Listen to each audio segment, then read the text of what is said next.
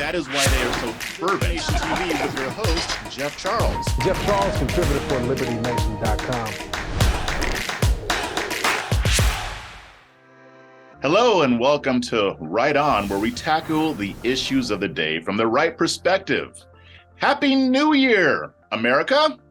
The nation is about to head into another year after a tumultuous midterm campaign season. Economic concerns still persist as Americans are figuring out their New Year's resolutions. But what does the future have in store for the nation's economy? I have with me the best man for the job, Liberty Nation's economics correspondent, Andrew Moran, to figure this whole thing out. Welcome to the program, Mr. Moran.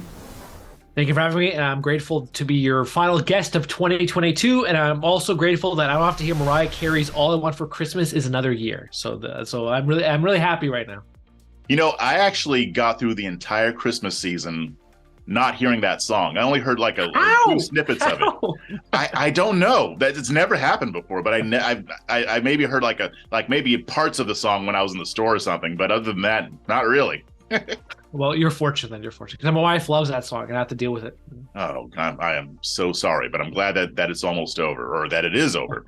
But anyway, you know, we're entering into a new year, and you know, usually people like to start it off on a positive note, but we're going to talk about the economy, so we're not doing that. So President Joe Biden recently claimed that inflation is declining and gas prices are lower than last year. Now, is there any truth to his touting of the economy, or did he have too much eggnog over the holidays? Well, I do think he probably had too much eggnog during Christmas, thinking that you drink the yolk from the shell. But technically, he is right. I mean, inflation is easing. Gas prices are lower than a year ago. In November, the CPI was 7.1%, and now a gallon of gasoline is about $3.11 today. Now, can the administration declare mission accomplished? If he did, then you could make the case that you don't necessarily need the Inflation Reduction Act anymore, because remember, that was the whole purpose of having this legislation, was to lower inflation. Now that the CPI is slowing, you can just put the kibosh on it.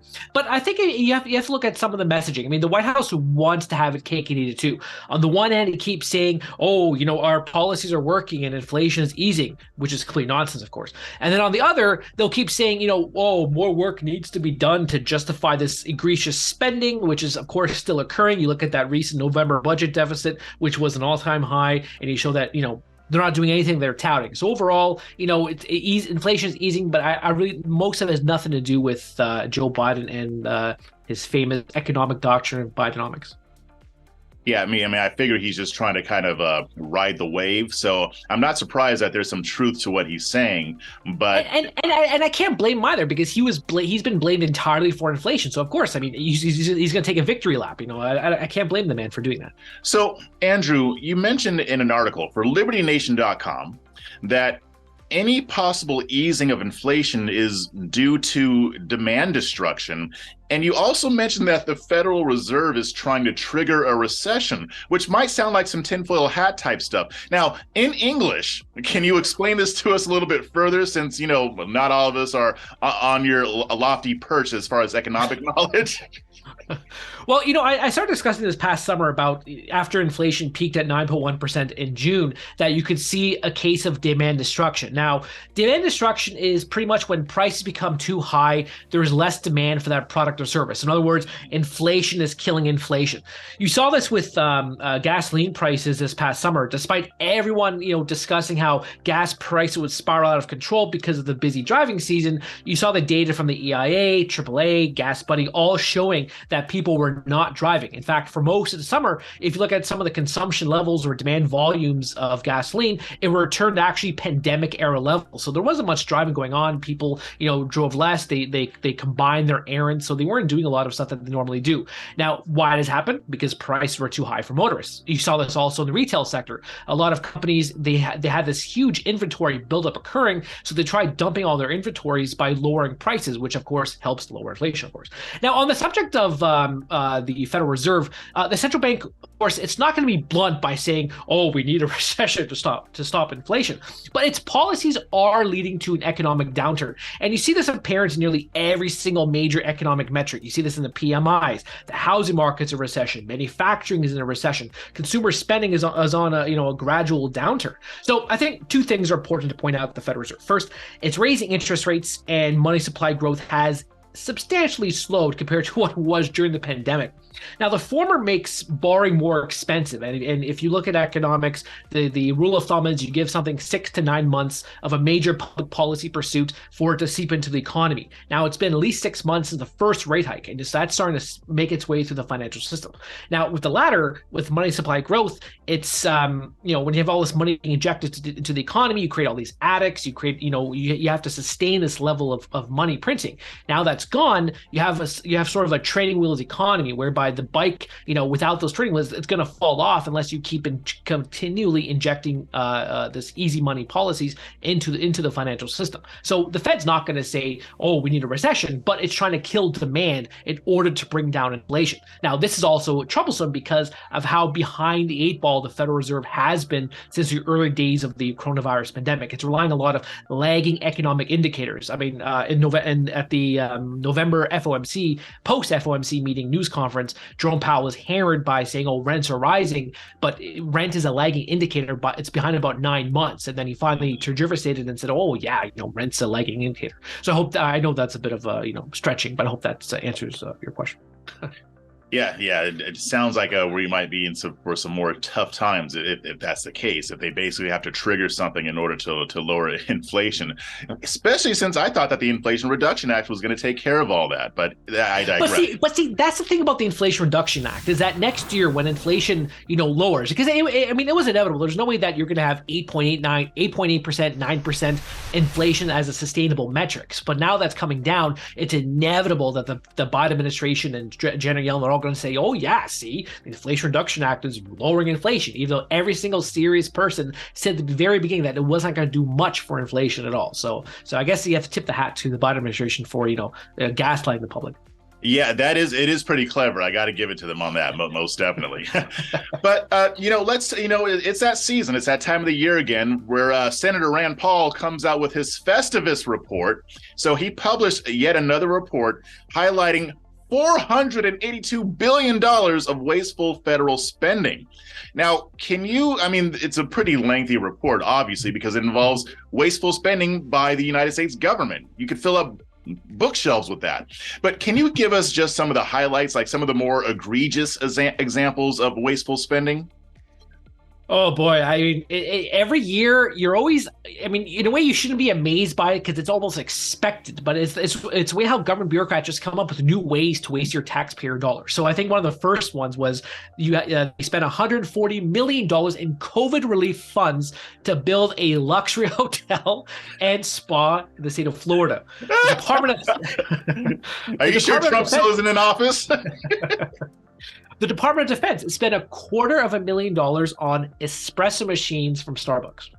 The government spent more than $3 million to watch hamsters on steroids fight to determine if current drugs can suppress steroid-induced aggression. Okay, I'm okay with that one. That is a good use of our money. Who doesn't want to watch roided out hamsters fighting? You can tell that men came up with that whole thing because that is perfect.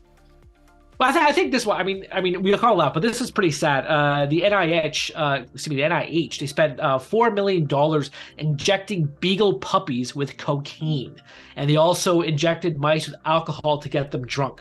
But I think one of my favorites was $2.1 million to encourage Ethiopians to wear shoes. So, there are just so many examples, and this is a Seinfeld reference. I know you love Seinfeld, so I'm going to say the famous Jackie Childs lawyer line says, "This outrageous, egregious, preposterous waste." Yeah, I've never watched Seinfeld, so I don't get the reference. But hopefully that won't prevent people from continuing to watch this program. It is kind of tragic hearing about the beagles, though. Like they just can't get a break. If I ever get another dog, I'm getting a beagle. Last But question. this whole Festivus thing, I mean, sorry to interrupt you, but the Go whole Festivus, I mean, there's a great philosophy by Milton Friedman. He wrote about this in Free to Choose, and he said there's 4 ways to spend money, and it was pretty much an indictment on government spending. It was that you spend your money on yourself, you spend your money on somebody else, you spend somebody else's money on yourself, and you spend somebody else's money on somebody else. And the government does a great job on spending your money on themselves and other people. Yeah, exactly. And so last question. You know, with all this news coming in and, you know, there's a lot of speculation. Is there any hope for America's economy that we can, you know, expect something better in 2023? Or are we going to get more of the same? Or do you think it's going to get worse? And I'm terrified to even ask you this question, but I got to do it anyway for our viewers. So, you know, as I noted earlier, when in economics, you give something about 6 months for our major policies to see the economy. You have the rate hikes that happen in March. So now you're starting to see the fruit begin to rot. You know, the base case for nearly all of Wall Street is a recession in 2023. Now, the debate is how severe it's going to be. Will it be short and shallow, or will it be on par with 2009?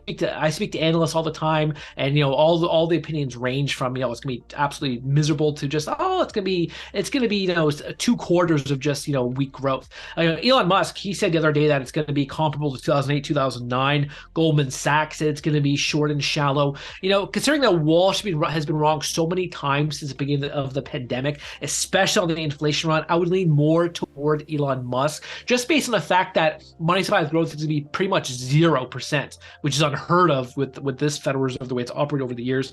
But if I may say, it didn't have to be this way, because the Fed was so behind the ball from the early days of the pandemic. It could have done 2 things, you know. And if you watch one of my early Swamponomics TV interviews with Carol Roth last year, she also supported my case as well at the same time. The Fed could have either stop the entire stimulus and relief packages after the first wave of the COVID-19 public health crisis, or it could have just started raising interest rates in early 2021. Now we saw that, you know, the public health crisis was mitigating, the economy was reopening, but it didn't, because they kept saying that inflation was transitory, inflation was not happening. So overall, this is a complete Fed-induced economic crisis that's going to unfold, and it's not just because of Joe Biden, it's because of the central bank. The central bank is far more powerful than Joe Biden. So everything is, you know, we can say this as Powellflation, a Powell crisis, but overall, blame the Fed for the next 1 to 2 years of pain, I should say. Well, once again, I find myself in the unenviable position of hoping that you're wrong. But well, I mean, me too. I hope that's the case. I hope the economy is gonna go by and get through this. But, you know, recessions are needed based on it's been 13 years since the last major financial crisis. It's inevitable. I mean, the economies are cyclical, so it's inevitable that this is going to happen. And the U.S. needed to cleanse itself from all this malinvestment and waste and just, you know, all this, you know, easy money that's been injected into the financial system for all these years. Yeah, well, I mean, if there's one takeaway that we can get from that, it's end the Fed. But anyway, thanks for coming on the program. Thank you for having me, sir, and Happy New Year to everybody. Happy New Year. And remember, the show is proudly sponsored by LibertyNation.com, where you can access podcasts, breaking news and analysis, and a range of biting and brilliant shows to whet your appetite for freedom and your fondness for the great American Constitution. Just go to LibertyNation.com on your browser, or hit Rumble, YouTube, or check out Liberty Nation News Roku channel. I'm Jeff Charles. Thank you so much for watching. This program is a production of LibertyNation.com, where truth is making a comeback.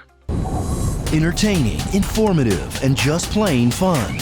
Watch Liberty Nation's The Conservative 5. Produced by conservatives for conservatives. C5's The Left Free Zone. Hosted by Liberty Nation's Lisa K. Donner. Joined by a raucous, irreverent panel of authors. Deconstructing leftist narratives. Debating the hot topics. And remembering to laugh. You heard it here first. Join the official conservative safe You only space. did that to piss Jeff off. Liberty Nation's The Conservative 5. That is why they are so fervent. TV with your host, Jeff Charles. Jeff Charles, contributor for LibertyNation.com.